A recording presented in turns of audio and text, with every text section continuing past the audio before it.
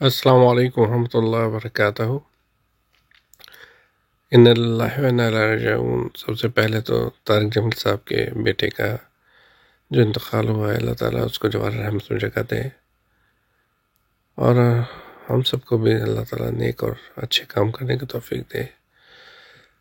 ایک اہم ترین چیز یہ کہ آج کل ٹک ٹاک اور ڈفرینٹ جگہوں کے اوپر لوگ خبریں چلانے کے لیے اتنی جلدی کرتے ہیں کہ وہ سچ کو دیکھنے کا ٹائم بھی نہیں لگاتے ہیں، اور بس وہ اپنی ریٹنگ کے لیے اور اپنے کلکوں کے لیے غلط خبریں چلانا شروع کر دیتے ہیں۔ مولانا طارق جمیل صاحب کے جو بیٹے ہیں، ان کو کسی نے مارا نہیں ہے، نہ کسی نے ان کو شوٹ کیا ہے، اور نہ ہی طارق جمیل صاحب کو کسی نے مارا ہے۔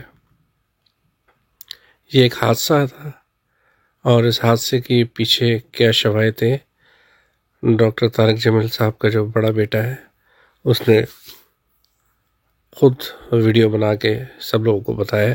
تو برائے مہربانی یہ ویڈیو زیادہ سے زیادہ شیئر کریں، اور ان بے وقوفوں سے اللہ تعالیٰ جان چھڑوائیں جنہوں جو ایک اپنی ویڈیو کی کلکنگ کے چکر میں، زیادہ سے زیادہ شیئر اور لائک کروانے کے چکر میں جھوٹی خبریں پھیلا رہے ہیں۔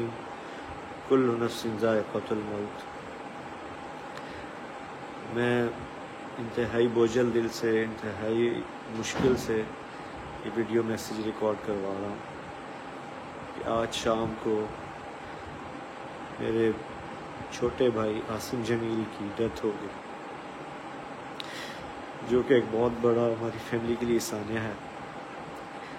لیکن اس تکلیف کی حالت میں بھی مجھے میڈیا پہ اس لیے حاضر ہونا پڑا کہ بہت سی نیگیٹو خبریں، مختلف خبریں، غلط خبریں میڈیا پر چلائی جا رہی ہیں۔ میں ان کی وضاحت کے لیے حاضر ہوا ہوں کہ میرے بھائی عاصم جمیل بچپن سے شدید ڈپریشن کے مریض تھے، اور پچھلے 6 ماہ سے ان کو جو ان کی بیماری کی شدت کی وجہ سے الیکٹرک شاک لگائے جا رہے تھے تاکہ ان کی ڈپریشن کو، ان کی بیماری کو کنٹرول کیا جا سکے، لیکن اس کے باوجود بھی ان کو یہ فاقہ نہ ہوا۔ اور آج کے روز وہ اتفاقاً گھر میں اکیلے تھے، اور انہوں نے اپنی تکلیف اور اذیت کی وجہ سے باہر سیکیورٹی پہ تعینات جو گارڈ تھا اس سے بندوق لی، اور اس سے اپنے آپ کو انہوں نے شوٹ کر دیا۔ انا للہ و انا الیہ راجعون۔ اس کے علاوہ جتنی بھی بات کی جا رہی ہے، کوئی دشمنی تھی، کسی نے حملہ کیا، ایسی کوئی بات نہیں ہے۔ یہ اللہ کی تقدیر تھی، اور ہم اللہ کے اس فیصلے پر راضی ہیں۔